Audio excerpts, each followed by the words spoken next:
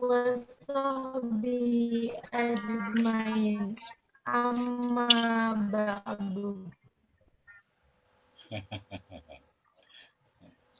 Bagaimana ini Pak Doni? Yang kami hormati Ini kayaknya sinyal Alia yang kurang itu. Kita melancar. Dekan Fakultas Keguruan dan Ilmu Pendidikan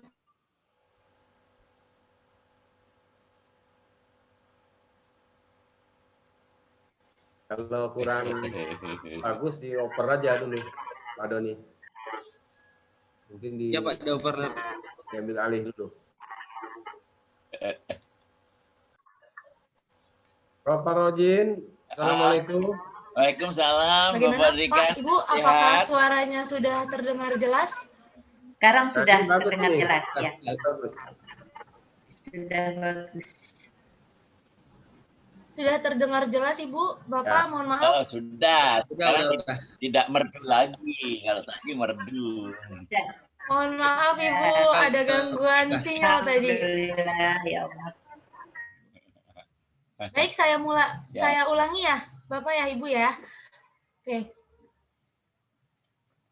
Bismillahirrohmanirrohim. Assalamualaikum warahmatullahi wabarakatuh. Waalaikumsalam warahmatullahi wabarakatuh. Wabarakatuh. Alhamdulillahirrabbilalamin. Wassalatu wassalamu ala asrofil anbiya'i wal mursalin wa ala alihi wa sahbihi ajmain amma ba'du.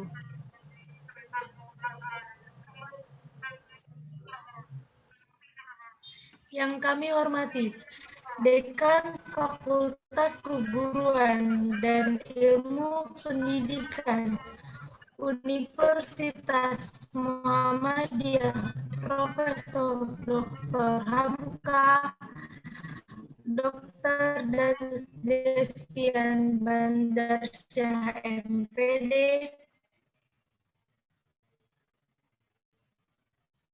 yang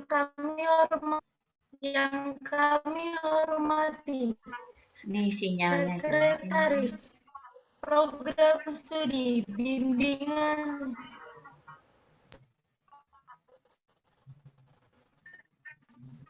Maaf Ibu, suaranya apa masih putus-putus?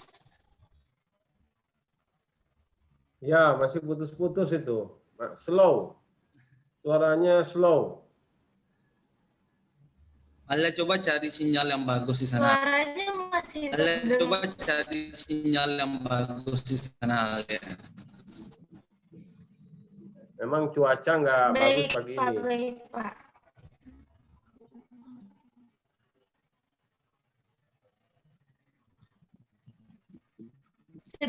Memang cuaca nggak bagus pagi ini.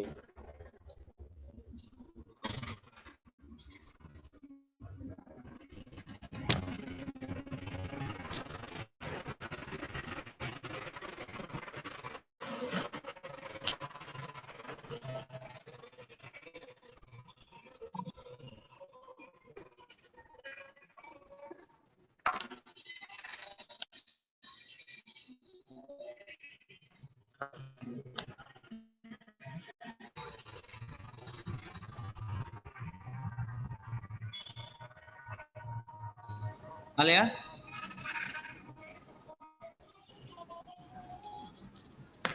Udah di take down aja, Fatir. Ya Pak, bagaimana? Apakah suaranya sudah mulai normal? Udah, coba silakan lanjutkan. Masih mendayu-dayu suaranya.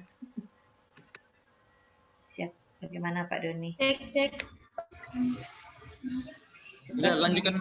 Alia di take down Fatira ya. Ya, baik-baik Pak. Udah, Fatira lanjutkan, Fatira.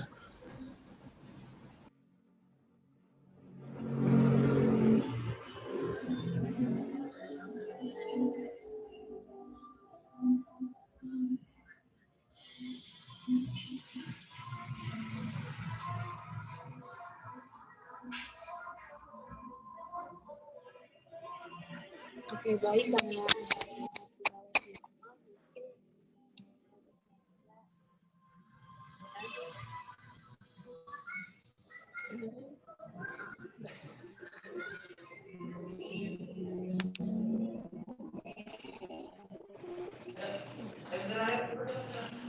Assalamualaikum warahmatullahi wabarakatuh. Waalaikumsalam warahmatullahi wabarakatuh. Assalamualaikum warahmatullahi wabarakatuh.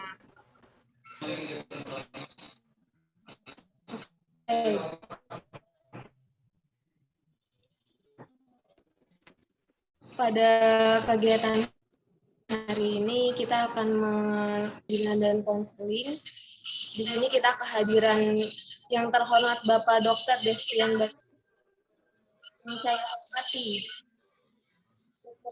Asmi MPD selaku dan yang saya hormati Bapak Doni Dharma Sakti MPD selaku dosen pengampu serta sekretaris program studi bimbingan dan konseling.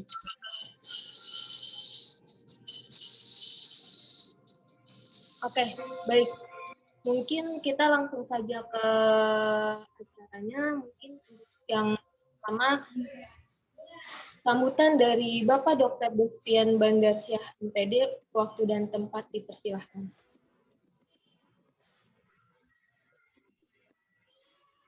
Terima kasih. Assalamualaikum warahmatullahi wabarakatuh. Waalaikumsalam. Waalaikumsalam warahmatullahi wabarakatuh. Alhamdulillahirabbil alamin. Salatu wassalamu ala asrofil anbiya'i wal mursalin wa ala alihi wa sahbihi ajma'in. Asyhadu an la ilaha illallah wahdahu la syarikalah. Asyhadu anna Muhammadan abduhu wa rasuluh. Allahumma sholli ala Muhammad wa ala Muhammad. Amma ba'd. Yang kami hormati dan kami banggakan, terima kasih telah berkenan hadir pembicara kita pada kegiatan pagi hari ini, Profesor Dr. Fakhruddin MPD. Beliau Ketua Asosiasi Bimbingan dan Konseling Indonesia dari Universitas Negeri Jogja. Selamat datang, Prof. Selamat bergabung. Terima kasih atas waktu dan kesediaan Prof. ini untuk memenuhi undangan KIP, wabil khusus bimbingan konseling kami di KIP. Yang kami hormati, terima kasih berkenan hadir juga Ibu Uci Yanti MPC, psikolog, Ketua Program Studi Psikologi UHAMKA. Terima kasih Ibu Putih atas kehadirannya. Sudah hadir Ibu Putih ya? Baik. Tadi beliau udah masuk dilempar, Pak. Belum bergabung kan? Ibu Dr. Asni MPD, Ketua Program Studi, dan Bapak Doni Dharma Sagita MPD, Sekretaris Program Studi. Bapak Ibu dosen sekalian, terutama ibu-ibu ini karena di BK dosennya bapaknya cuma satu, Pak Doni. Saya lihat ada Ibu Dwi yang di kamera saya. Lalu kemudian ya saya kira baru Ibu Dwi ini mungkin, atau saya belum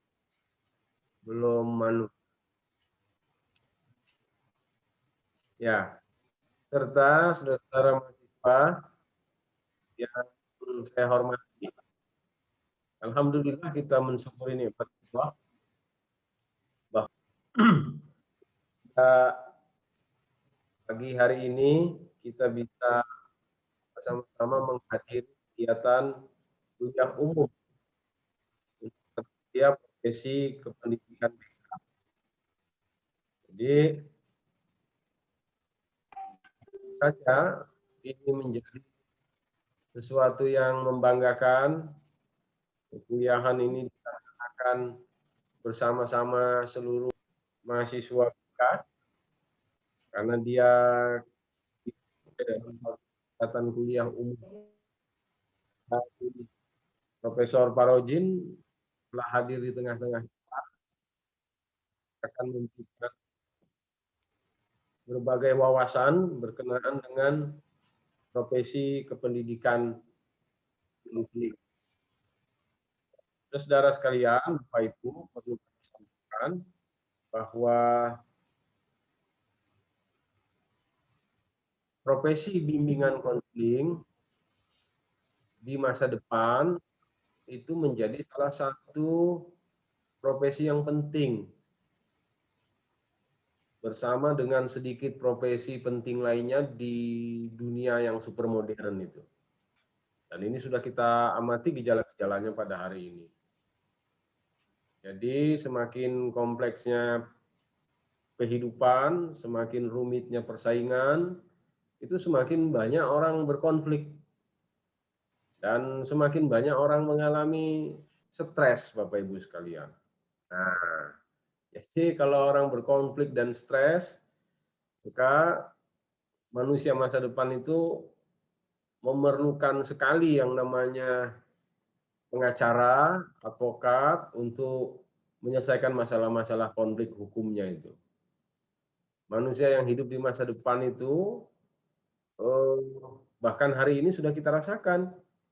Sebentar-sebentar ribut, larinya ke pengadilan. Jadi manusia yang berkonflik itu pusing dia. Tekanan-tekanan makin tinggi, sehingga kemudian keseimbangan psikologinya terganggu. Nah, maka dia membutuhkan semacam arahan, bimbingan, guidance, petunjuk, nasihat yang bisa menguatkan mentalnya, yang bisa menguatkan kepribadian psikologinya itu. Ya, itulah profesi BK, profesi konselor di masa depan itu akan tumbuh dengan kuat bersama-sama dengan katakanlah pemberi nasihat seperti ustadz, ustazah, kemudian para alim ulama itu akan makin kokoh dan diperlukan sekali. Lalu tentu saja secara umum pendidikan kita akan selalu menjadi bagian dari diskusi dan perdebatan. Bagaimana menghasilkan regulasi pendidikan itu menghasilkan generasi-generasi masyarakat dan bangsa yang memiliki empati, memiliki simpati, memiliki nilai, yang lalu kemudian juga bisa hidup bersama dalam masyarakatnya dengan damai. Itu barang langka. Kedamaian itu menjadi semakin langka, semakin mahal di masa depan. Maka saudara-saudara sekalian, saya ingin menyampaikan bahwa Anda belajar ilmu-ilmu psikologi, belajar ilmu-ilmu konseling itu penting sekali. Yang penting belajarnya dengan sungguh-sungguh. Nah, insya Allah lah. Coba Anda bayangkan bagaimana generasi-generasi kita itu kebanyakan hidup itu tanpa didampingi orang tuanya di masa depan. Hari ini sudah berlangsung. Kenapa saya katakan tanpa didampingi orang tuanya? Karena orang tuanya bekerja, yang perempuan dan laki-laki bekerja. Kenapa yang perempuan dan laki-laki perlu bekerja? Karena tingkat persaingan hidup makin tinggi, kebutuhan makin meningkat. Nah, disitulah anak-anak keluarga-keluarga kita itu butuh semacam pembinaan dan bimbingan. Maka yang namanya homeschooling, rumah-rumah, tempat penitipan anak, dan seterusnya itu tumbuh subur. Nah, mereka generasi-generasi yang butuh bimbingan, butuh konseling nanti, dan seterusnya. Mereka akan tumbuh dalam kemandirian jauh dari jangkauan orang tua, karena orang tua sibuk, mereka akan menjadi bagian dari anak generasi digital. Jadi orang tuanya itu digital, dunia IT, Prof. Jadi dibimbingnya sama HP-nya. Jadi kalau HP-nya memaparkan kata-kata yang bersifat bully, kekerasan, itu akan membentuk karakter anak-anak kita. Lalu anak-anak kita itu nanti akan mengalami ketidakseimbangan psikologis. Profesi BK itu punya ruang yang luas, saya katakan. Punya ruang yang luas. Saya punya optimisme melihat situasi semacam itu. Karena kita ini hidup bukan makin ramah ini, hidup ini makin keras ke depan ini. Maka sekarang tengah berlangsung pertarungan-pertarungan antara nilai-nilai tentang kebaikan, kemanusiaan, empati, dengan nilai-nilai yang profan, yang berbasis pada kemajuan-kemajuan teknologi, industri, dan pola hidup yang semakin konsumtif, serta berdimensi kesehatan, baik kesehatan fisik maupun kesehatan mental. Itu problem kita. Nah, untuk itu hari ini ada kegiatan kuliah umum yang insya Allah telah hadir di tengah kita, Profesor Parojin dan Ibu Muti, dimanfaatkan dengan sebaik-baiknya untuk saudara-saudara mahasiswa. Program studi sudah memfasilitasi, ini penting sekali. Di wawasan Anda sebagai mahasiswa-mahasiswa bimbingan konseling perlu terus ditingkatkan. Kompleksitas dan kerumitan hidup yang terus meningkat, skala derajatnya itu perlu diamati dan dipahami. Lalu perlu dimunculkan kreasi dan kreativitas di dalam pikiran dan benak kita. Bagaimana menginjeksikan gagasan-gagasan yang bersifat membimbing, membina kepada generasi-generasi yang akan saudara-saudara sekalian arahkan di masa depan itu. Itu penting sekali. Maka saya ingin mengatakan kuliah umum ini menjadi sangat strategis untuk menambah wawasan dan memperkokoh wawasan dan nilai-nilai profesionalitas di bidang bimbingan konseling kita ini. Saya kira begitu, Ibu Asni, Pak Doni, Bapak Ibu dosen, dan Prof. Parojin, narasumber kita, dan Ibu Muti. Kita buka kegiatan ini bersama-sama dengan mengucapkan Bismillahirrahmanirrahim. Bismillahirrahmanirrahim. Terima kasih Saya banyak mohon Pak maaf Dika. kepada kita semua, terutama kepada Prof. Parojin, karena ini undang kepala sekolah se-Jakarta jam 9 melalui Zoom juga dalam rangka persiapan PLP atau magang kita. Demikian, mohon maaf atas segala kekurangan dan kesilapan. Nasrul minallah wa fatin thorib wa basiril mu'minin. Wassalamualaikum warahmatullahi wabarakatuh. Waalaikumsalam. Waalaikumsalam warahmatullahi wabarakatuh. Warahmatullahi wabarakatuh. Baik, terima kasih kepada Pak Dr. Despian Bandarsyah MPD atas sambutan masukan yang telah diberikan. Semoga pesan-pesan yang diberikan oleh Bapak Despian dapat memberikan efek pada kita semua. Mohon maaf karena ada kesalahan teknis. Kami meminta kepada Bu Dr. Anda Asni PD Kons untuk memberikan sambutan serta pengantar kepada kami. Waktu dan tempatnya dipersilahkan. Baik, terima kasih. Bismillahirrahmanirrahim. Assalamualaikum warahmatullahi wabarakatuh. Salam sehat dan bahagia selalu, insya Allah kita semua saat-saat pandemi tetap sehat dan bisa beraktivitas seperti yang kita lakukan sekarang ini. Yang saya hormati Bapak Dekan FKIP UHAMKA, Bapak Dr. Despian Bandarsyah MPD. Di saat-saat kesibukannya, Pak Dekan sudah menyempatkan hadir dan memberikan sambutan untuk kita bersama. Mudah-mudahan apa yang disampaikan Pak Dekan tadi menjadi perhatian Anda semua dan siap dengan hebat untuk mendapatkan pencerahan dari para pakar-pakar, terutama dari hadir di undangan ini. Mudah-mudahan selalu dan selalu bisa untuk bertemu dan bertatap muka, walaupun pada saat ini masih tetap muka secara maya atau serta dosen pengampu mata kuliah profesi bimbingan konseling yaitu Bapak Denisa Masa kita berserta Ibu Dwi Dasalinda MPD beserta pada tamu undang lain yang hadir.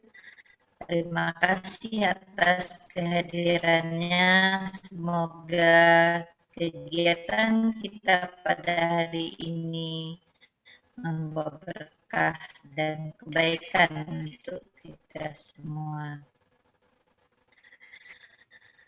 Alhamdulillahirabbil alamin, keadaan sehat dan nanti bisa mengikuti acara ini dengan lancar dan penuh ketekunan.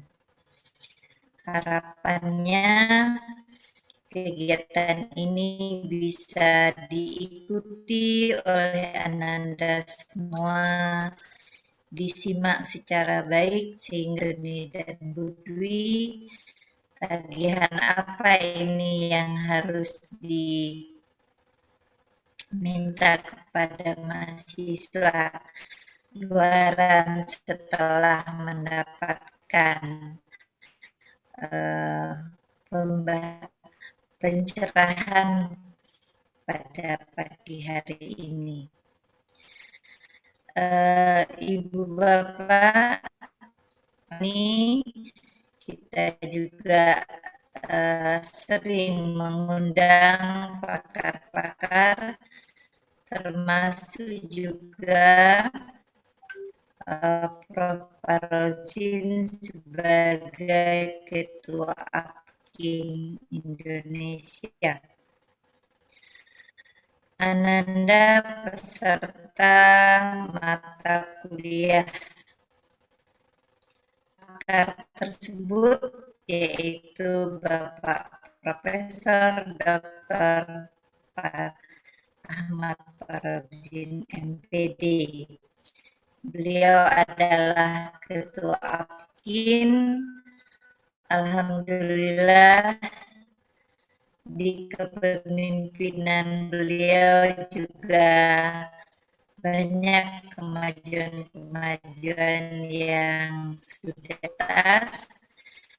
Bapak Dr. Despian Bandarsa MPD beserta Wakil Dekan dan pejabat lainnya untuk selalu memberikan dukungan kepada kami. Alhamdulillah, selain kami sebenarnya 17 orang, tapi yang 2 orang masih proses karena ada kendala. Itu di tahun 2019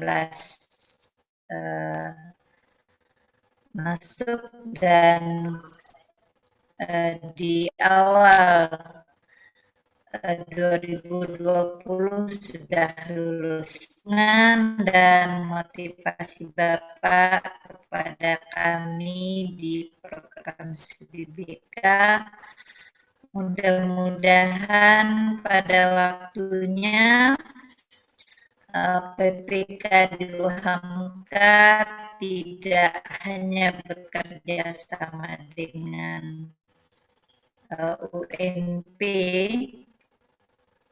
tapi juga mungkin dengan di UHAMKA bisa terwujud PPK mandiri. Amin, amin ya rabbal alamin. Selanjutnya saya tidak berpanjang kata karena waktu juga yang terbatas dan banyak bergabung. Ikuti acara ini dengan sehebat-hebatnya sehingga apa yang disampaikan oleh pembicara dapat diserap dengan baik sebagai persiapan menjadi calon konselor masa depan. Yang bisa Ibu sampaikan, sekali lagi terima kasih kepada Bapak pembicara dan Ibu pembicara yang sudah hadir, Ibu dosen-dosen BK yang sudah bergabung, dan Ananda semua pesertakan kegiatan ini dengan sebaik-baiknya. Mudah-mudahan upaya yang Ananda lakukan berkah dan semuanya mendapatkan manfaat dari kegiatan ini. Demikian yang bisa Ibu sampaikan. Terima kasih atas perhatian.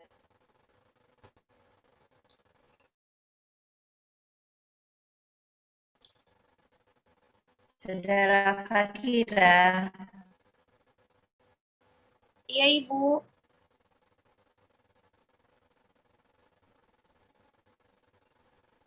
Baik, terima kasih kepada Ibu Dr. Anda Asni MPD selaku Ketua Prodi Bimbingan dan Konseling atas sambutan serta kata pengantarnya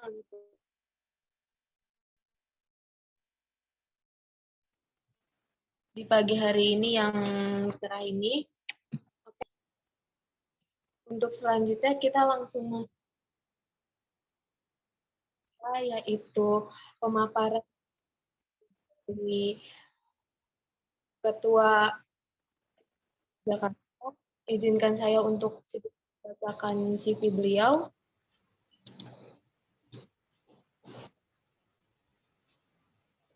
Nama Profesor Dr. Muhammad Fahdudin atau Niden, 1923 803 01 023 5403. Tempat Rogo 20. Jabatan fungsional guru profesor. Pangkat atau golongan ya 4D. Dan ilmu dan konseling program bimbingan psikologi pendidikan dan bimbingan Fakultas Universitas Fakultas Yogyakarta. Telepon dan HP.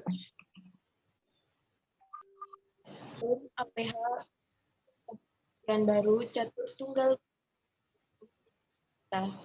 0274 487 08122 70 7448. Kantor _nomor telepon fax Universitas Negeri Yogyakarta, Kampung Karangmalang, Yogyakarta. 55281 0274 540611. Riwayat pendidikan. Institusi SD Negeri Plumbon tahun 1972. SMP Negeri 2 Wates tahun 1969. SPG Negeri Wates tahun 1972. IKIP Yogyakarta. Program Sarjana Muda Bidang Ilmu Bimbingan dan Konseling tahun 1977. Lisensi IKIP Yogyakarta. Ilmu Bimbingan dan Konseling tahun 1979. IKIP Bandung. Program Magister Bidang Ilmu Bimbingan dan Konseling tahun lulus 1997. Instansi Universitas Negeri Indonesia, program Doktor Bidang Ilmu, Bimbingan dan Konseling tahun 2011. Serta sederet pengalaman beliau sebagai dosen pengampu, karya ilmiah, pengabdi kepada masyarakat, seminar, pengalaman organisasi, piagam penghargaan, pengalaman sebagai pendidik, dan juga pengalaman kerja yang tidak dapat saya sebutkan satu persatu. Mungkin kepada Bapak Profesor Muhammad Fahrozin dipersilahkan. Baik, terima kasih. Assalamualaikum warahmatullahi wabarakatuh. Waalaikumsalam warahmatullahi wabarakatuh. Alhamdulillah rabbil alamin wassalatu wassalamu ala asrofil anbiya'i wal mursalin sayyidina Muhammadin wa ala alihi wa ashabihi ajmain amma ba'd. Yang kita hormati Bapak Dekan FIP Warna, Bapak Dr. Desvian Fantasa PD, dan Ibu Program Studi Sekretaris Studi Mbak Ibu Asni dan Pak Adani, dan mahasiswa yang saya banggakan.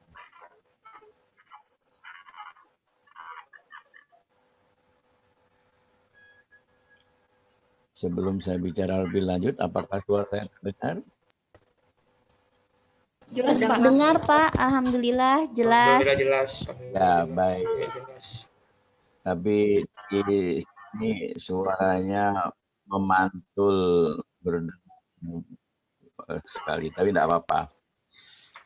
Baik, tentu terima kasih atas kesempatan yang diberikan kepada saya untuk bertemu dengan Ibu Bapak dosen, para mahasiswa yang ada di kampus UHAMKA, dan hari ini dalam keadaan sehat, terhindar dari COVID-19, dan kita diberi kesempatan untuk menunaikan ibadah seraya mohon ridhonya. Mudah-mudahan hidup kita selalu dalam perlindungan Allah SWT. Amin.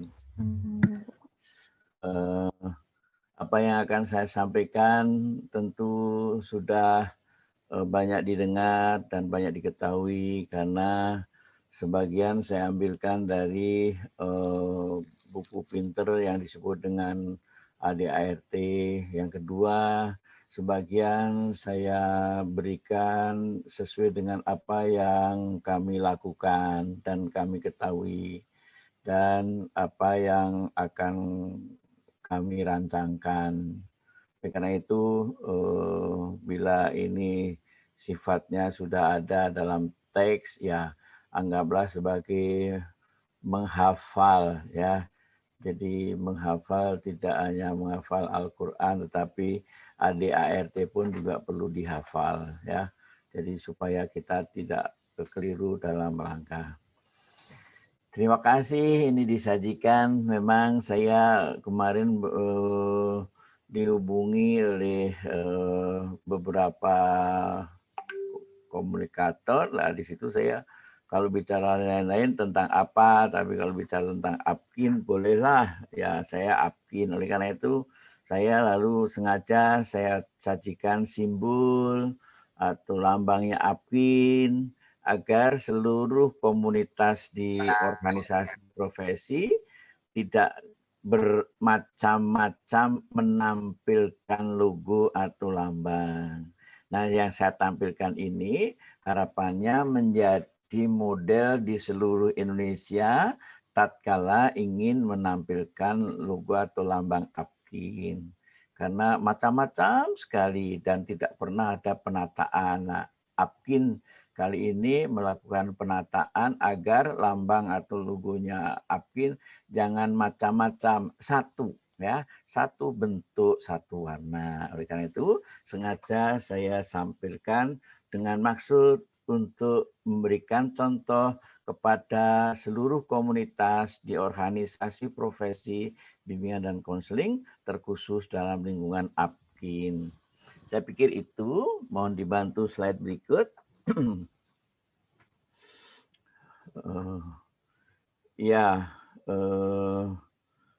Pada pagi ini saya menyajikan peran APKIN dalam mengembangkan atau pengembangan profesi bimbingan dan konseling. Ya, saya memang sehari-hari aktif menjadi dosen di Prodi BK FIP UNY. Dulu selama ini beberapa tahun ini kami bernama BK Pasca Sarjana UNY untuk S2. Untuk S1 BK FIP UNY. Mulai Januari 1 Januari 2021 S1, S2, nantinya S3 BK ada pada Fakultas Ilmu Pendidikan Universitas Negeri. Jadi ada pada fakultas. Baik, mohon dibantu slide berikut. APKIN, ya teruskan. APKIN pada tanggal, ya APKIN berdiri sebagai organisasi. Ini berdengung sekali, mungkin ada yang perlu gimana nih, unmute, berdengung. APKIN berdiri sebagai organisasi profesi bimbingan dan konseling di Indonesia pada 17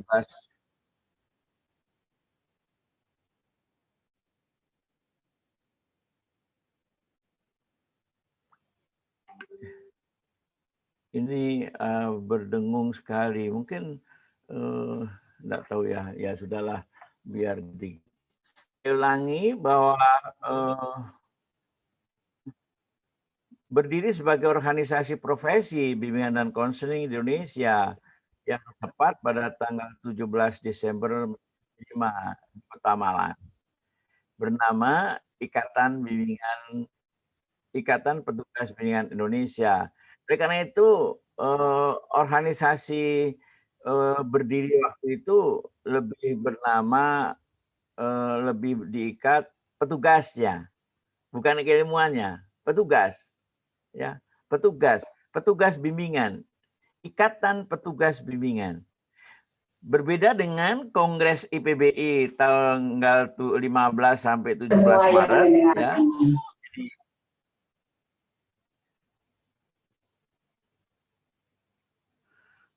Jadi sengaja saya tulis 15-17 Maret karena ini merupakan satu catatan selama saya menjadi pengurus APKIN itu, saya memang mencari-cari tentang kapan Kongres IPBI di Bandar Lampung itu, kota Bandar Lampung saya ingat, tapi waktunya kapan? Ada sekitar 25 kawan di Indonesia, saya tanya, hanya satu dari sekian banyak yang cepat merespon, yaitu Bapak Dr. Abdullah Pandang, MPD dari Makassar. Langsung memberikan catatan tentang kapan dilakukan. Oleh karena itu, kali ini sengaja saya tulis, biar para mahasiswa dan kita semua selalu ingat peristiwa terjadinya perubahan nama IPBI menjadi APKIN. Di tahun 75 berdiri, yang diikat adalah petugas bimbingan, sedangkan yang di tahun 2001 yang diikat adalah, atau para anggotanya adalah yang berlatar belakang ilmu bimbingan dan konseling. Jadi dasar pijaknya bukan petugas, tetapi dasar pijaknya ilmu BK. Ini sudut pandang yang harus kita miliki bersama-sama. Dan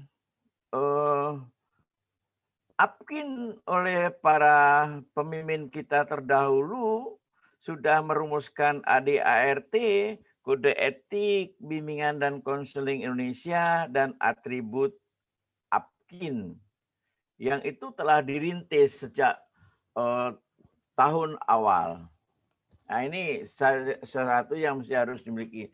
Nah, persoalannya adalah apakah seluruh mahasiswa bimbingan dan konseling di Indonesia membaca dengan benar, memahami dengan utuh tentang ADART, kode etik, dan atribut. Menjadi pertanyaan besar. Ya, kenapa? Karena saya punya mahasiswa juga mahasiswa S2, ada juga yang tahu, ada yang tidak tahu. Itu kan membuat satu sinyal saya harus membuat kalimat seperti itu. Slide berikut.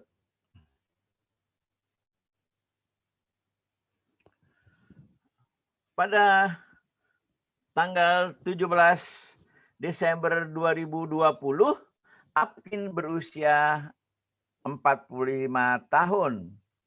Dan Apkin ini dapat berkembang atau tidak sebenarnya banyak sekali faktor yang mempengaruhinya. Apakah intern atau ekstern atau internal dan eksternal. Internal lebih pada diri kita sendiri, eksternal lebih pada pemerintah, masyarakat, dan organisasi profesi lain.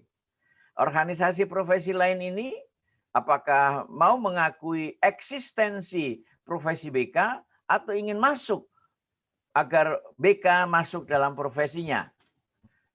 Banyak sekali faktor untuk bisa berkembang maupun tidaknya. Termasuk Apkin ini bisa berperan atau tidak juga banyak pengaruhnya. Apakah personal dari pengurus Apkin memiliki satu dedikasi dan kualifikasi yang memadai atau tidak? Adakah satu kemauan untuk bekerja dan berkorban untuk profesinya? Bisa juga mau dan mampu, tetapi kebijakan tidak memungkinkan. Kepengurusan silih berganti sesuai dengan regulasi organisasi 4 tahun sekali yang dilaksanakan dalam kongres. Jadi pengurus Apkin maupun divisi yang betul adalah 4 tahun sekali pergantian ketua umumnya. Kalau tambal sulam karena ada suatu, mungkin saja di dalam rapat kerja nasional. Menurut catatan saya, mulai tanggal 17 Desember 75 hingga kini terdapat 9 orang ketua umum IPBI atau Apkin. Mudah-mudahan ini juga bisa menjadi dikenang oleh seluruh warga atau seluruh anggota profesi BK di Indonesia. Sehingga tanpa beliau sebenarnya BK tidak seperti sekarang ini. Slide berikut. Yang pertama adalah Bapak Profesor Dr. Andes Rosjidan MA. Beliau dari UM. Yang belum lama beliau wafat karena memang sudah usia. Dan waktu itu IPBI. Beliaulah Ketua Umum IPBI pertama di Indonesia yang saat itu sekretaris jenderalnya adalah Bapak Profesor Munandir MA. Lalu diteruskan yang saya catat Bapak Profesor Dr. Engkoswara, itu kurang A, Engkoswara dari UPI. Lalu yang ketiga Profesor Dr. Koni Semiawan dari Jakarta.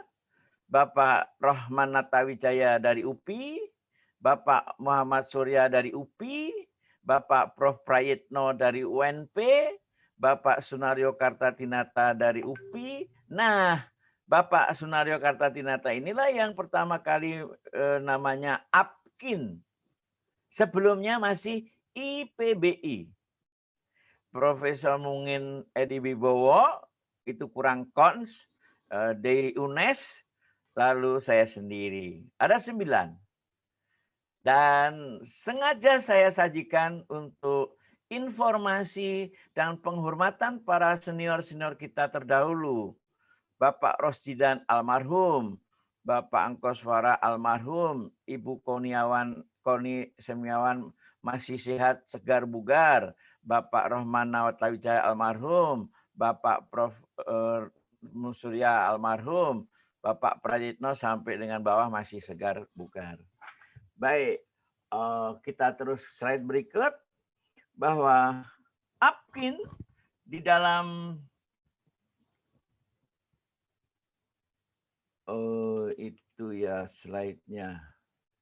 Oke. Baik. Dalam ADART ya, dalam ADART ini slide-nya kenapa yang ini ya yang ditayangkan? Mestinya ada yang bukan yang ini yang ditayangkan, Mas.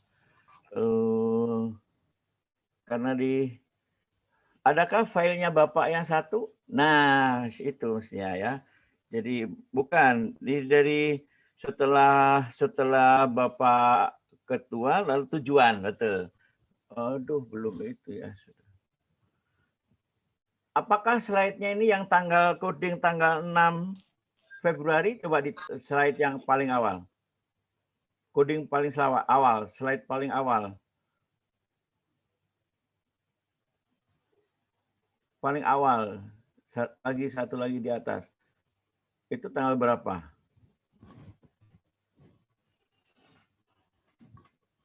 Tanggal 1. Diambil yang tanggal 6. Yang baru aja saya kirim pakai yang tanggal 6. Karena ada beberapa tambahan. Maaf, bukan pakai ini ya. Pakai yang tanggal 6 slide-nya, PowerPoint-nya, bukan yang ini. Memakai yang ada coding tanggal 6, bukan tanggal 1. Yang sudah saya kirim.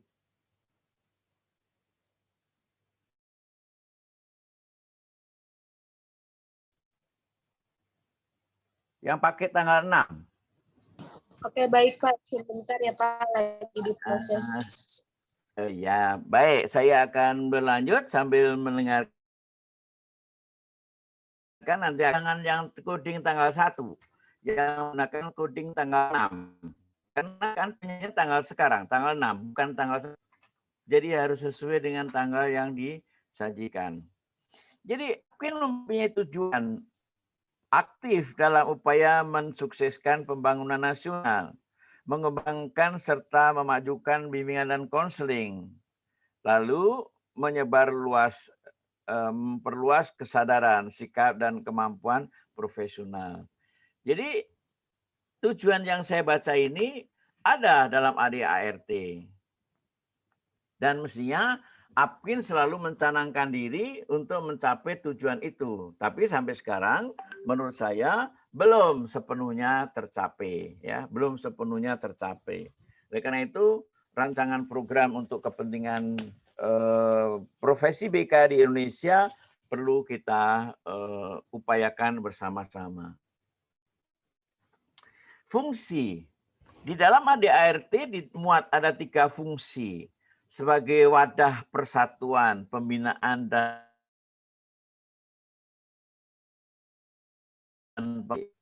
pertama wadah untuk persatuan, lalu wadah peran serta profesi, dan yang ketiga adalah sebagai penyalur. Fungsi Apkin. Nah, apakah fungsi ini berfungsi secara benar dan utuh? Belum. Tentu menjadi bahan evaluasi para mahasiswa mengkritisi tentang keberadaan Apkin. Apakah fungsi ini sudah terwujud atau belum? Apakah fungsi ini benar-benar ada atau tidak? Ya. Apakah perlu saya kirim yang lebih mudah mencarinya? Ke siapa tadi? Ada saya Pak. Kirim ke... Tinggal di. Oh ya, baik. Yang berikut adalah di dalam ADART di sana ada 8 kegiatan yang menjadi canangan. Ya. Jadi Apkin kalau mau dievaluasi, ya, Apkin mau dievaluasi tentu apakah kegiatannya APKIN itu sudah mencerminkan 8 itu? Nah, ini satu hal yang mesti harus keterbukaan organisasi. Kalau memang mau maju, tak perlu menutup-nutupi. Tetapi justru kontribusi dari berbagai elemen, berbagai anggota untuk memajukan, mengingatkan bahwa APKIN kan mestinya melakukan satu penelitian dan pengembangan ilmu dan teknologi dalam bidang BK. Bagaimana? Kan mestinya melakukan satu peningkatan kualitas BK, penegakan kode etik, dan seterusnya. Sehingga ada 8 itu menjadi satu canangan. Oleh karena itu, kegiatan ini nanti akan saudara evaluasi dari paparan Bapak di belakang. Yang berikut di dalam ADART di sana ditegaskan bahwa APKIN itu tidak diberi batas waktu sekian tahun, tetapi APKIN didirikan untuk waktu tidak ditentukan lamanya, dituangkan dalam ADART. Lalu APKIN untuk saat ini berkedudukan di kota tempat ketua umum berdomisili. Dulu pernah diwacanakan di Jakarta, ya. Tetapi realitanya belum mampu di Jakarta, sebab dengan di Jakarta memerlukan satu biaya, apakah sewa rumah atau sewa kantor, lalu apakah juga kita akan meminjam sebuah institusi, misalnya UHAMKA, UNC, Unindra, atau di mana, yang tetap selamanya minimal 4 tahun menjadi kantornya APKIN di Jakarta. Nah, sampai sekarang belum terwujud itu. Oleh karena itu di anggaran dasar masih dituangkan berbunyi berkedudukan di kota tempat ketua umum berdomisili. Asasnya Pancasila. APKIN ini ya, terima kasih.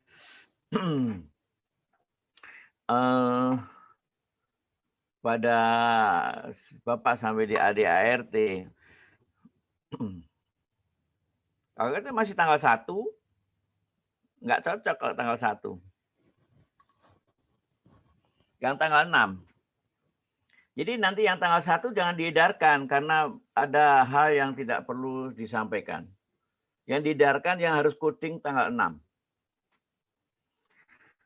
Organisasi APKIN ya itu keilmuan yang dikedepankan, profesional dan independen. Ya, betul, pakai ini. Ya, oleh karena itu yang coding tanggal 1 di-delete saja, dihapus ya. Yang tanggal 1 nanti di-delete kalau mau disosialisasikan yang ini. Nah, ini tadi sudah saya baca, jadi fungsi sudah, ya, diteruskan kegiatannya sudah, lalu diteruskan ADART-nya. Nah, ini.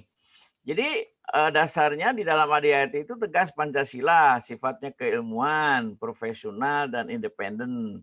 Dan macam pertemuannya itu ditegaskan apa yang disebut dengan kongres, kongres luar biasa, konferensi nasional, konferensi daerah. Kita semua sebagai anggota organisasi profesi, jangan sampai kita tidak paham apa itu kongres luar biasa dan seterusnya. Dan jangan kacau dan jangan bingung orang soal ujian profesi mengebunyinya tingkat daerah mestinya harus salah. Bapak dosen harus mengatakan salah karena yang betul tingkat provinsi. Ya. Jadi nasional, provinsi, dan kabupaten kota. Pengurus besar, daerah, dan ini. keanggotaan APKIN ini yang banyak pertanyaan, maka sengaja saya sajikan, ya, sengaja saya sajikan. Keanggotaan APKIN itu ada 3. Anggota biasa, anggota luar biasa, dan anggota kehormatan. Ini yang bantu slide mengikuti Bapak ya, yang membantu slide mengikuti Bapak. Biru itu tertulis di dalam anggaran dasar.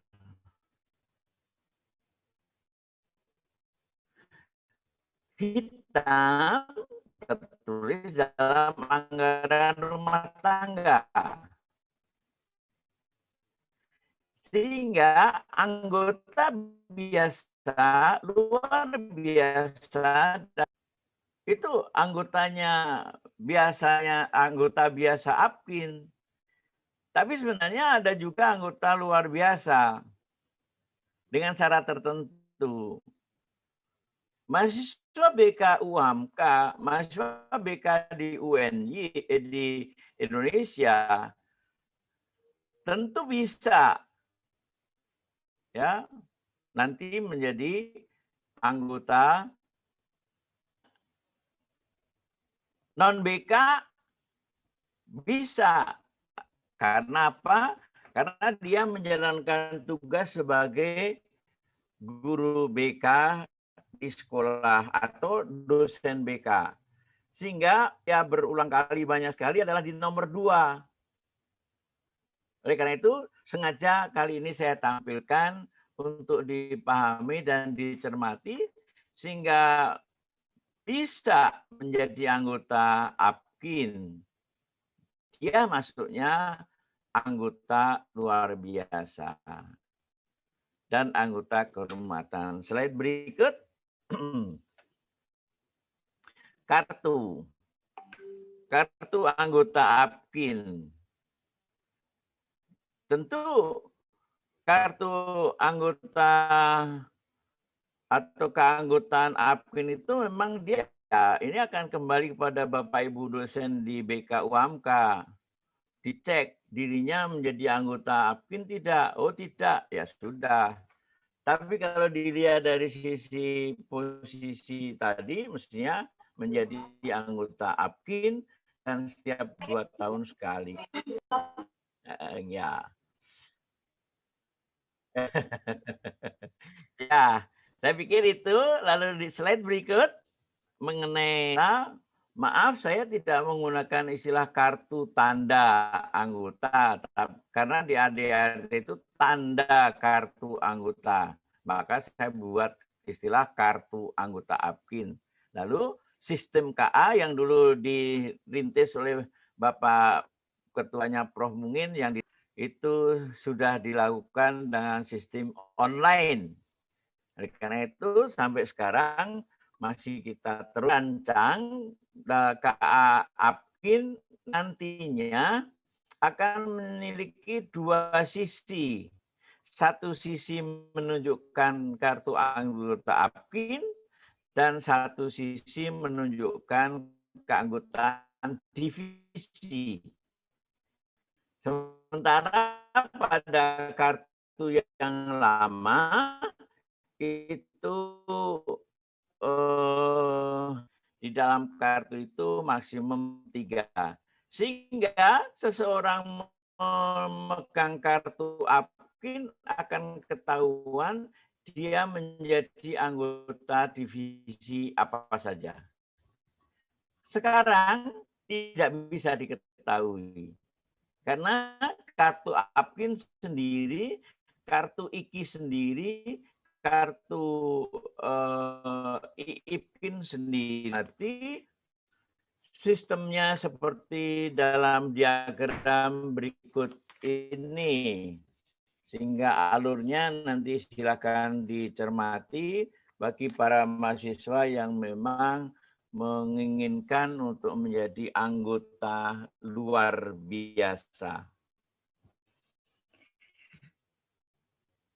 Saudara, di dalam di dalam ADART itu kewajibannya menjunjung tinggi kode etik BK Indonesia, lalu mentaati ADART, melaksanakan disiplin organisasi, dan memelihara menjaga nama baik kehormatan organisasi, melaksanakan program, tugas, dan misi. Tahun loh ya, tiap 2 tahun. Ya, kalau per hari mungkin berat, tapi kalau per 2 tahun moga-moga tidak memberatkan. Silakan nanti dicermati, di sana ada yang Bapak sajikan hanya 3 mengenai dan apa sebenarnya kongres. Oleh karena itu 3 istilah oleh Bapak saya sajikan menjadi acuan kita bersama-sama, walaupun sudah tahu diberi informasi oleh dosen pengampu mata kuliah profesi, Bapak mengulangi lagi. Sedangkan konvensi nasional itu pertemuan bersifat keilmuan dan membahas tentang masalah keilmuan dan teknologi pendidikan pada umumnya dan khususnya pada bidang BK. Membahas tentang penyelenggaraan BK di lapangan dan berbeda dengan kongres, ya. Berbeda dengan kongres. Rapat APKIN atau rapat organisasi pemegang kedaulatan yang tertinggi.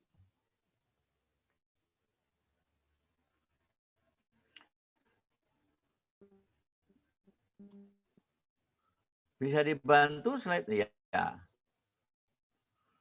Rapat organisasi pemegang kedaulatan organisasi tertinggi dan ADART-nya menetapkan garis besar nasional, menilai pertanggungjawaban pengurus besar, melantik pengurus besar, dan menetapkan keputusan lain yang dianggap perlu, termasuk penambahan divisi ada pada kongres.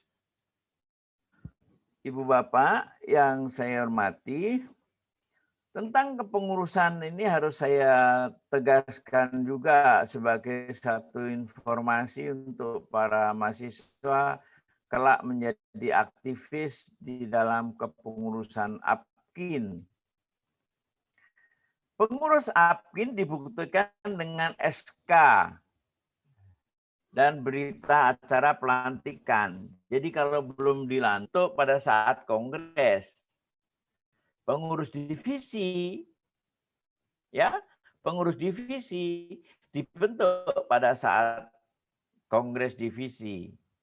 Pengurus daerah APKIN dibentuk pada konferensi daerah dan pengurus cabang dibentuk pada saat konferensi cabang. Pelantikan ini yang nomor 4 yang sudah terjadi adalah yang keliru dan pemahaman oleh presidium, PD oleh PB, PC oleh PD, dan divisi itu oleh APKIN.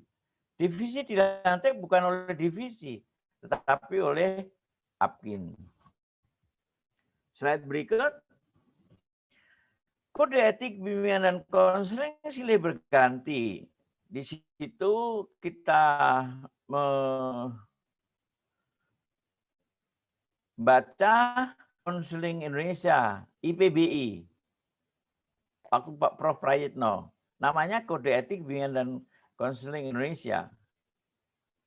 Kode Etik Bimbingan dan Konseling APKIN 2005. Kode Etik Bimbingan dan Konseling Indonesia APKIN. Kode Etik Konselor ada rumusannya. diterbitkan oleh IKI. Kode etik tercantum dalam kode etik bimbingan dan konseling APKIN 2008. Silakan saudara cermati tentang rumusan kode etik. Dan kode etik yang dipakai tentunya yang sesuai dengan profesi kita. Cermati visi dan misi yang baru dirumuskan di tahun 2018. 2018 kita memulai, Bapak hanya membacakan satu saja, yaitu visi APKIN. Lainnya dalam memelihara dan mengembangkan ilmu dan praksis bimbingan dan konseling pada tingkat nasional dan internasional. Dengan demikian, semuanya pasti berdasar pada Pancasila dan Undang-Undang Dasar 1945. Itulah visi yang mesti harus kita 18. Sebelumnya belum tercanang rumusan visi APKIN.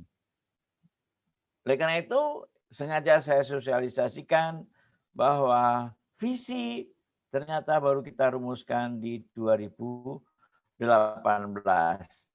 Termasuk rumusan misi APKIN. Misi harus dicapai oleh APKIN. Namun saya pikir belum semuanya tercapai dengan bagus. Nanti akan dievaluasi oleh saudara tatkala sajian saya yang berikutnya. Visi dan misi dirumuskan pada pertengahan tahun 2018 dan disampaikan pada Rakernas APKIN tanggal 10-12 di Yogyakarta. Sampai Desember 2020, saya yakin belum 100% misi dapat terlaksana atau terwujud sebab berbagai faktor. Slide berikut ya. Pada tahun 2022 diharapkan misi dan misi APKIN dapat dievaluasi dan diperbaiki ya, disesuaikan dengan tuntutan perkembangan iptek dan berbagai faktor yang menghambat dan pendukung program APKIN dapat dirumuskan sebagai dasar untuk peningkatan program selanjutnya. Dengan demikian visi dan misi memang menurut saya belum terwujud secara keseluruhan.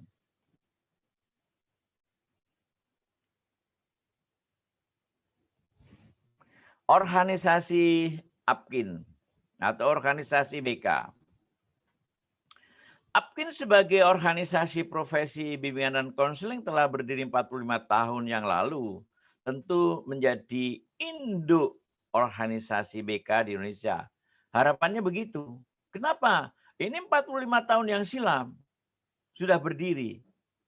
Namun karena perkembangan ilmu dan teknologi dan berbagai perkembangan zaman, maka organisasi bimbingan dan konseling yang ada di Indonesia perlu adanya kerjasama dan sinergisitas dalam berkarya dalam pengembangan bimbingan dan konseling Indonesia sesuai dengan tuntutan perkembangan zaman atau iptek. Kata yang saya tulis merah merupakan satu canangan karena apa? Bersama sangat diperlukan. Untuk apa? Ya, tentu untuk BK di Indonesia. Dan saat ini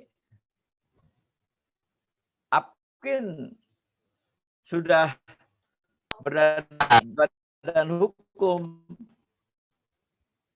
Tahun 75 berdiri, baru tahun 18 diurus badan hukumnya. Jadi sudah sekian tahun yang silam. 2018 sudah berbadan hukum. Saudara, terdapat beberapa variasi nama divisi dalam APKIN. Di era 2005 saya tidak membaca yang sebelumnya ya. 2005-2009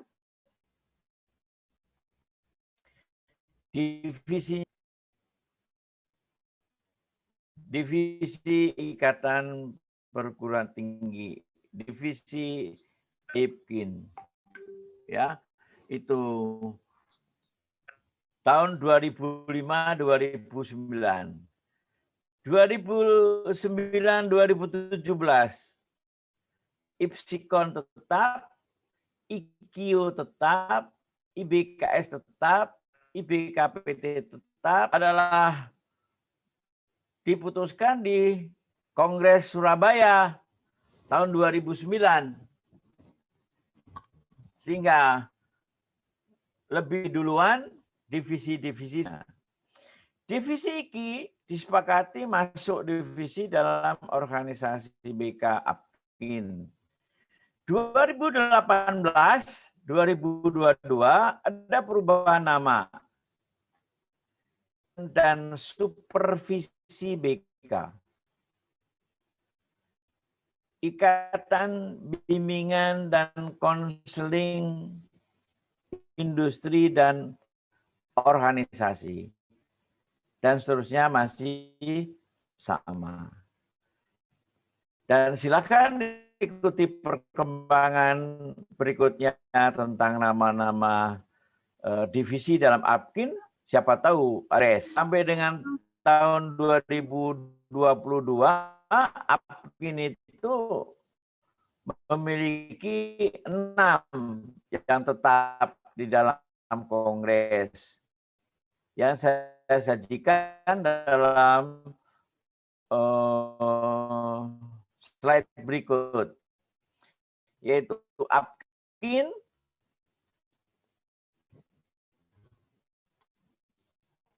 blok adalah yang aktif, divisi IKI, IBKPT, IBKS, dan IPKIN. Sedangkan divisi IBKIU,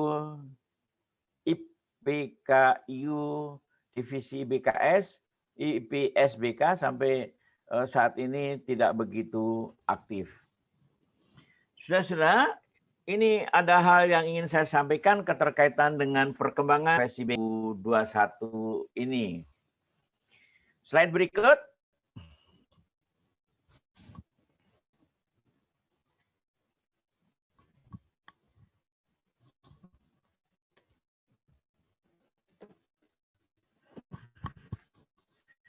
IPBI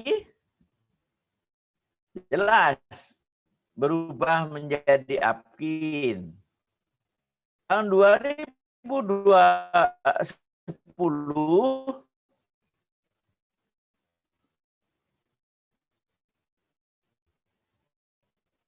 berdiri sebuah organisasi profesi di bawah naungan ISPI.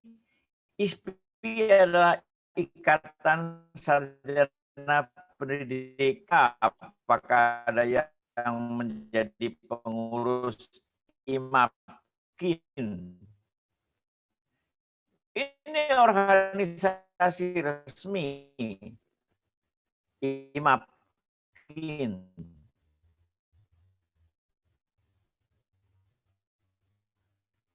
PAPKI persatuan. Oleh karena itu ada pertanyaan saya pada slide berikut mengenai wadah profesi. Ya,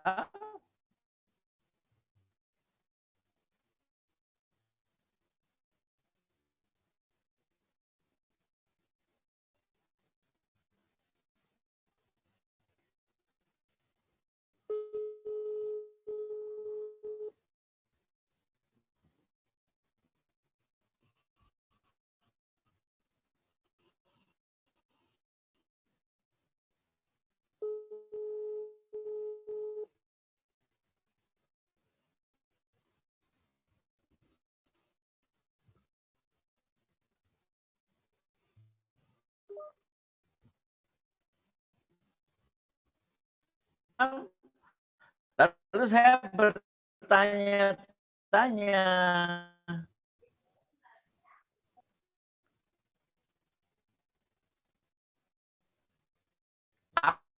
mungkin HSBKI,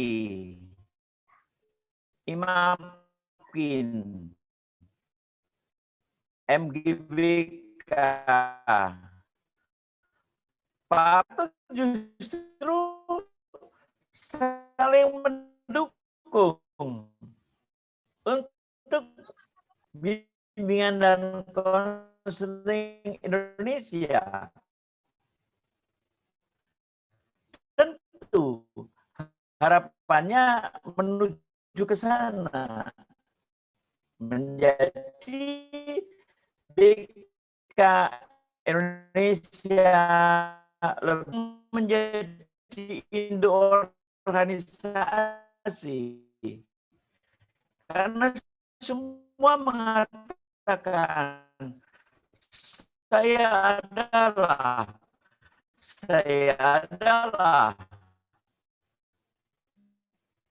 Dengan demikian pertanyaannya adalah bagaimana ketiga-tiganya ini semuanya akan dibahas dan ditetapkan di dalam Kongres APKIN. MGBK. Kalau MGBK akan menjadi dan konseling Islam,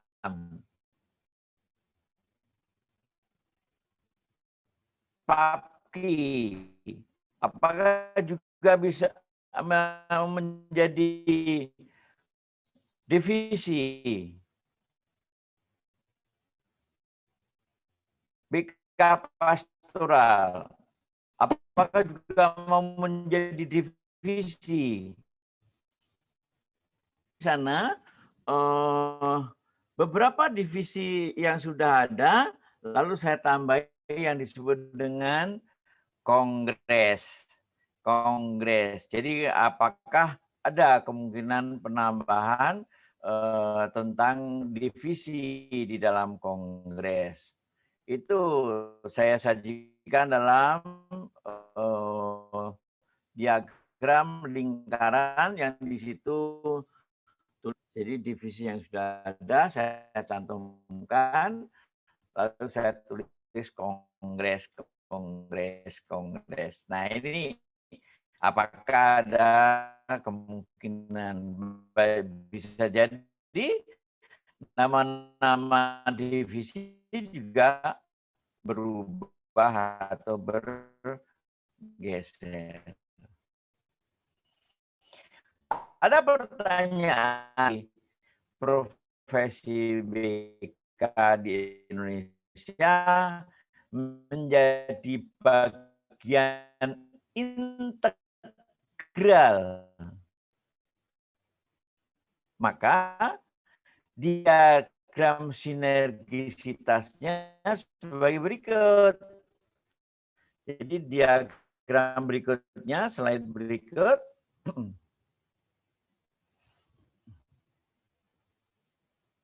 Apkin menjadi Indo-organisasi, maka semuanya digambarkan seperti ini.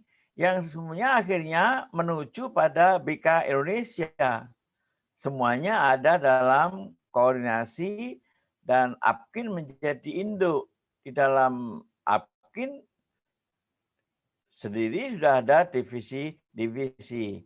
Itu andai kata Papki berdiri sendiri, Imapkin berdiri sendiri, semuanya sinergisitasnya kerja adalah seperti yang saya gambarkan. Itu satu alternatif. Ya, satu alternatif. Ya. Alternatif yang kedua, Apkin adalah organisasi profesi. Ya, slide berikut. Apkin adalah organisasi profesi BK. Profesi BK yang berdiri sendiri dan tidak merupakan bagian dari Apkin. Maka diagramnya sebagai berikut. Ya, diagramnya sebagai berikut. Slide berikut. Ya, jadi semuanya bersinergi, mempunyai satu ikatan. Semuanya menuju BK Indonesia yang lebih maju, lebih berkembang, dan lebih terpercaya. Semuanya menuju BK Indonesia. Slide berikut. Silakan mahasiswa BK FKIP UAMK mendiskusikan. Dan hasil diskusinya dapat disampaikan dalam Rakernas Apkin, melalui Imapkin bisa, melalui dosen BK FKIP UAMK yang menjadi pengurus Apkin. Karena ini merupakan pemikiran dan wacana yang bisa didiskusikan lebih lanjut. Dan sampai sekarang, berikut, slide berikut. Di dalam Undang-Undang 14 2005, saya mencoba mengambil satu saripati tentang peran wenang Apkin. Ya, di situ ada beberapa wenang. Menetapkan dan menegakkan, memberikan bantuan hukum, memberikan perlindungan, melakukan pembinaan dan pengembangan, dan memajukan pendidikan nasional. Ada berbagai upaya, slide berikut, ada beberapa upaya yang dilakukan oleh Apkin dalam upaya untuk melakukan pengembangan profesi. Cara kerjanya, audiensi Kemendikbud, waktu itu masih Pak Prof. Muhajir sempat, Balitbang, waktu itu masih Bapak Profesor Dr. Furkon, Furkon PSD, lalu Bapak Dirjen GTK Kemendikbud, ada 3 Dirjen, Direktur GTK Madrasah di Kemenak, Direktur Kelembagaan Kemendikbudristek, waktu itu BK ditutup, lalu Direktur Penjaminan Mutu Kemendikbudristek dan PMPTK. Nah, ini audiensi Apkin untuk menuju pada BK lebih baik. Slide berikut. Di tanggal 17 Desember diselenggarakan HUT dan di bulan Desember sebagai bulan bimbingan dan konseling, dan PD Apkin Indonesia bisa menyelenggarakan kegiatan BK.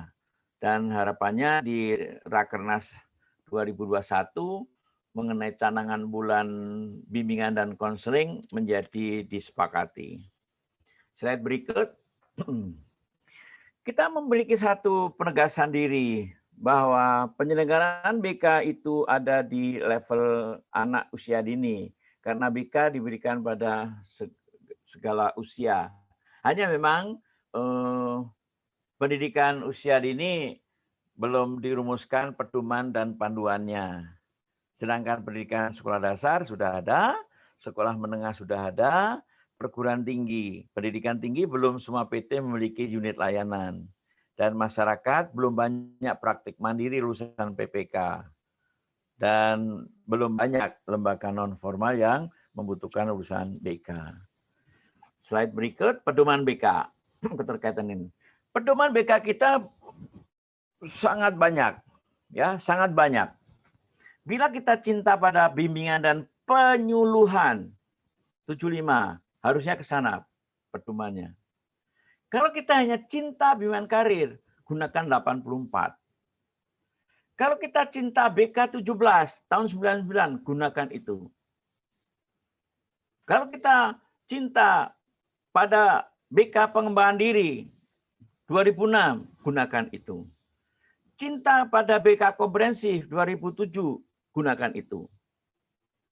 Kalau kita cinta pada pedoman konsep dan strategi layanan bimbingan dan konseling 2013, gunakan itu. Slide berikut. Pedoman BK pada pendidikan dasar dan pendidikan menengah 2014. Kalau cinta itu, gunakan itu. Panduan dan seterusnya sampai beberapa naskah sampai dengan slide berikut. Diteruskan karena waktunya sudah mau ini.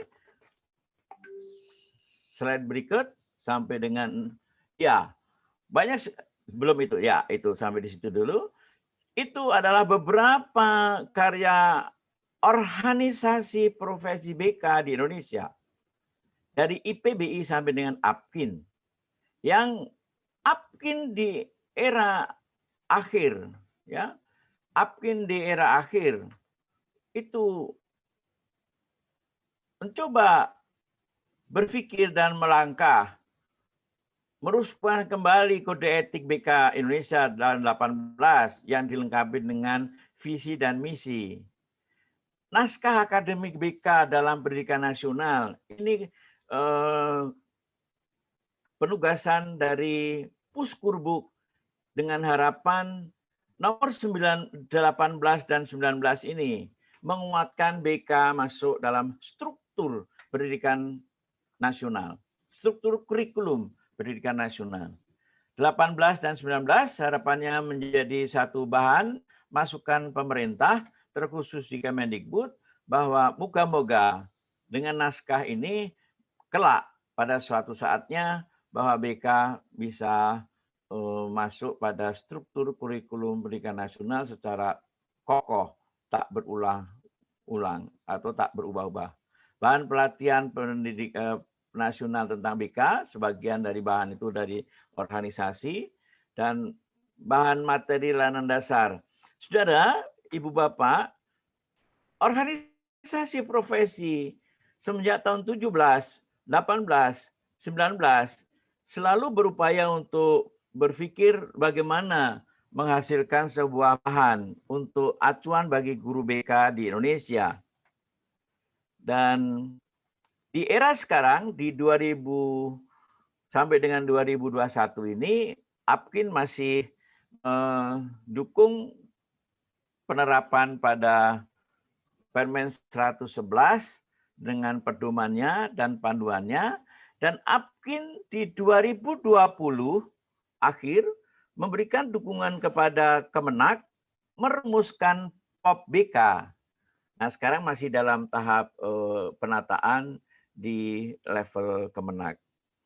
Pedoman dan panduan BK tentunya kita yang ideal adalah menggunakan apa yang diterapkan atau diterbitkan oleh pemerintah. Sehingga kalau BK di Indonesia ini mau mapan, kompak secara nasional, ya ikuti pemerintah, ya, ikuti pemerintah. Ibu dan Bapak, sampailah pada yang disebut dengan pendidikan profesi BK. Pendidikan profesi BK. Kita harus mengakui dan kita harus menerima kenyataan bahwa PPK, pendidikan profesi konselor, itu sebenarnya ketetapan atau memorandum dari Kongres IPBI tahun 96 di Mataram. Waktu itu Prof. Prayit yang memberikan yang memimpin IPBI. Dan akhirnya di tahun 99 PPK sudah dirintis di UNP, disusul oleh UNES dan UPI. Saudara, ada hal yang ingin saya sampaikan bahwa pelantikan dan pemberian izin praktek mandiri bagi konselor itu sebenarnya sudah diatur dalam ADART APKIN. Dan pelantikan lulusan PPK UNES kini sudah dilantik oleh Ketua Umum PB APKIN mulai 1920. Saya tidak tahu pada yang lainnya, tetapi karena APKIN 2018 meneguhkan pada anggaran dasar dan anggaran rumah tangga, maka UNES sudah memulai pelantikan untuk lulusan PPK-nya yang ada di UNES itu dilantik oleh Ketua Umum PB APKIN.